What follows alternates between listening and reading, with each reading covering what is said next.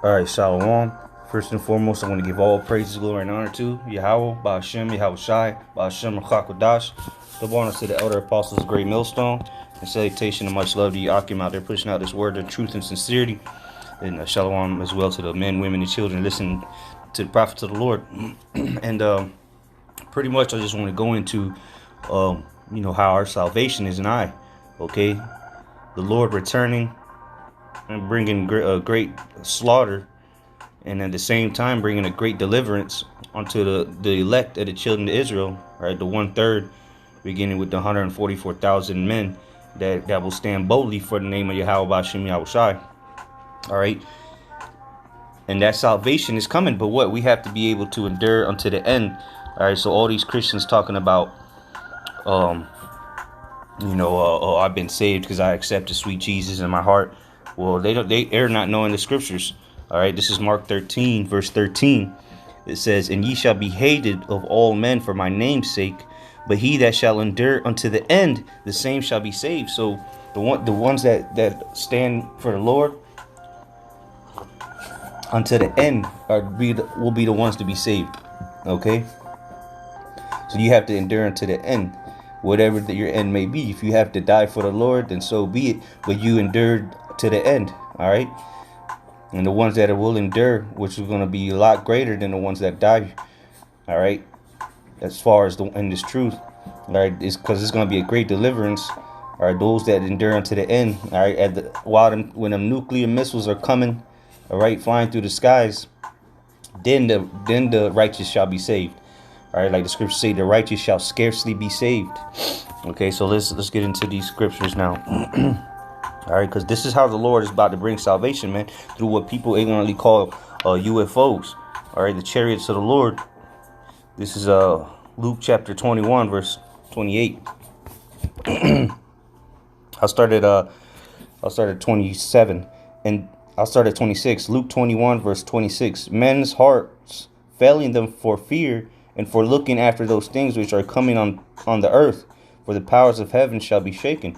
All right, so people are going to be having heart attacks when the Lord is on the way back, man.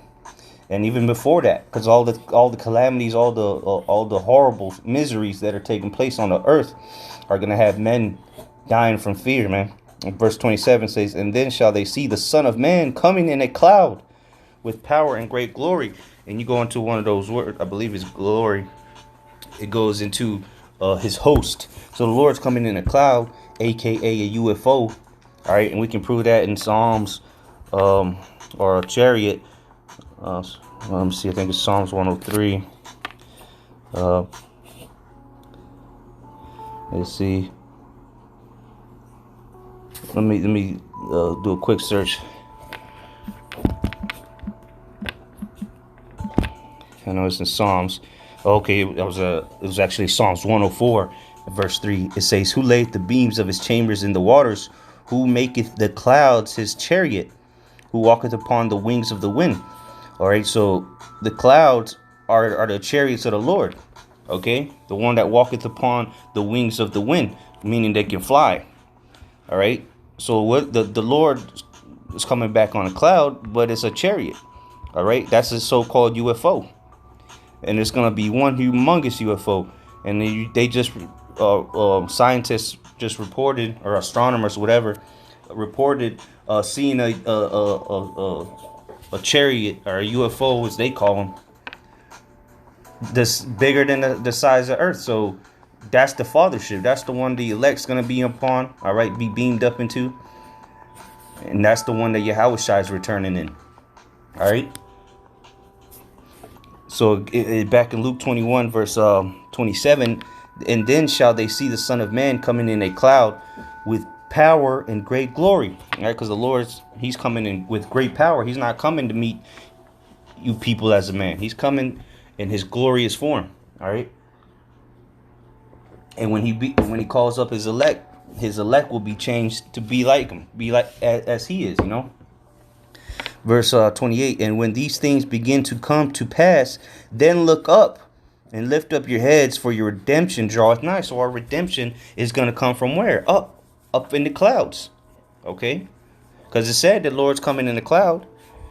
So why are we looking up? Because that's where our redemption is gonna lie at. Our salvation, it will be seen from above. So you know what I mean.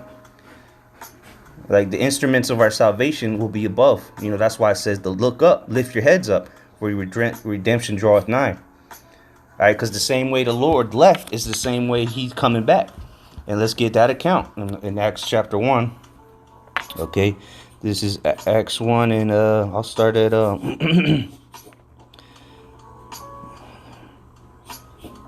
let's see here.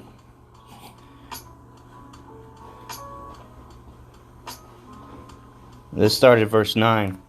Acts 1 and 9, it says, and when he had spoken these things, that he being Yahushua, and when he had spoken these things, while they beheld, he was taken up, and a cloud received him out of their sight. So again, the scriptures clearly tell you how the Lord, all right, left and how he's coming back, and it keeps mentioning clouds, which pursuing the Psalms 104, those are chariots.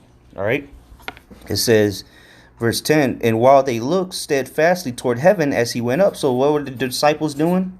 All right, they were looking up.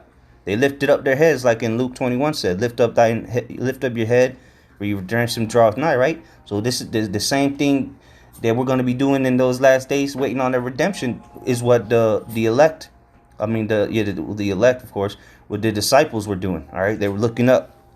And then it said, verse 10 says, and while they looked steadfastly toward heaven as he went up, behold, two men stood by them in white apparel, which were angels. Verse 11, which also said, ye men of Galilee, why stand ye gazing up into heaven? This same Yahushua, which is taken up from you into heaven, so shall so come in like manner as ye have seen him go into heaven. So the same manner he left in is the same manner he's coming back in, which was in the cloud. Okay, plain simple. And let's get that in Revelation, the book of Revelation, chapter 1, verse 7. And it reads, behold, he cometh with clouds. Right, behold, he cometh with clouds, and every eye shall see him, and they also which pierced him, and all kindreds of the earth shall wail because of him. Even so, Amen. So people gonna be wailing. A lot of people's hearts gonna be failing them from fear when they behold the majesty of Yahushua returning. All right, and every eye is gonna see him, because that fathership is gonna be humongous. All right, and then you're gonna see all the other chariots piloted by the angels. All right, his fleet, so to say, the true Air Force, the Air Force of the Lord. Okay, but nonetheless, it says, behold, he cometh with clouds. All right, and again, going back that Psalms 104, the clouds are the chariots of the Lord. Okay, and again, the elect, the ones that endure unto the end, the ones that stand boldly for Yahweh Shemashai, they will meet the Lord in the air. They will be called up to meet him. All right, they will be received of him, if you will, into the chariots. All right, into the clouds. All right, to go into them chambers while the indignation pass over, the earth. That's going to be the true, all right, Exodus. Okay, and it's going to be in great fashion, much more greater than the ancient Egypt. All right, so let's go to prove that we're going to be, Lord's will, be part of that number, that we're going to be caught up into them ships. This is a Revelation 11 and 12. And they heard a great voice from heaven, who's coming in from heaven, the heavens, Yahushua, saying unto them, come up hither. And they ascended up to heaven in a cloud, and their enemies beheld them. So our enemies are going to behold us, all right, go up into the clouds, man, which, again, who's coming in a cloud? The chariot, Yahushua. So the ones that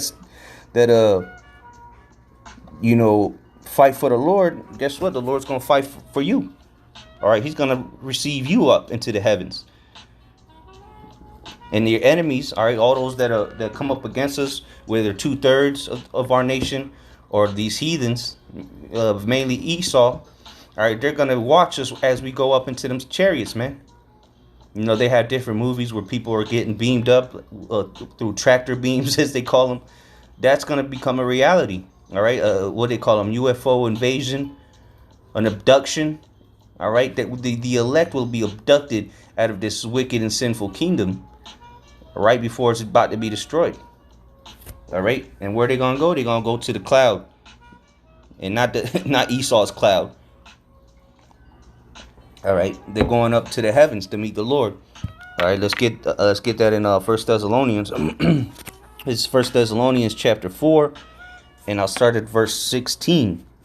Because remember, it said they're gonna hear a shout from heaven, right, saying, "Come up hither." Well, this is going to be Yahushua that says that. This is 1 Thessalonians 4 and 16. It says, "For the Lord himself shall descend from heaven with a shout, with the voice of the archangel, and with the trumpet of the Most High, and the dead in Hamashiach shall rise first. Then we which are alive and remain shall be caught up together with them in the clouds, to meet the Lord in the air, and so shall we ever be with the Lord." All right, so the ones that have, pursuant to verse 16, the ones that have died for the Lord, all right, became martyrs, which is, martyrs just means witness. All right, if you die for the testimony of Yahushua, proclaiming his name and professing him, guess what? You're gonna be with the Lord when he returns.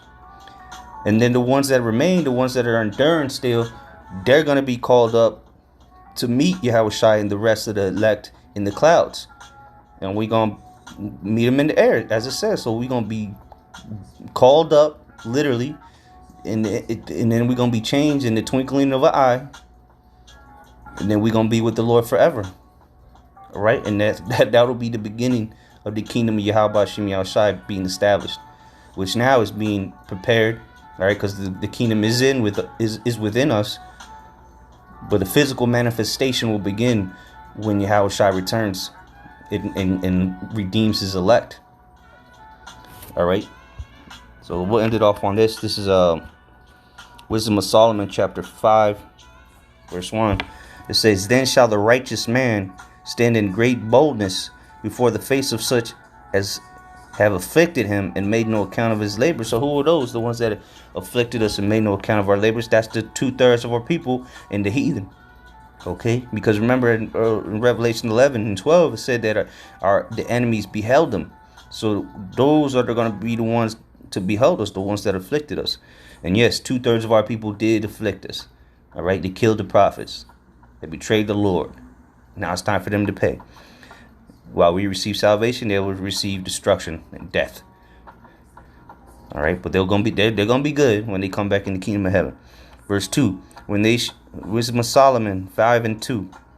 "When they see it, they shall be troubled with terrible fear, and shall be amazed at the strangeness of his salvation, so far beyond all that they look for." So our salvation is going to be a strange one, because if you've never come across these videos before, you're going to think we're crazy talking about we're going to be saved by UFOs.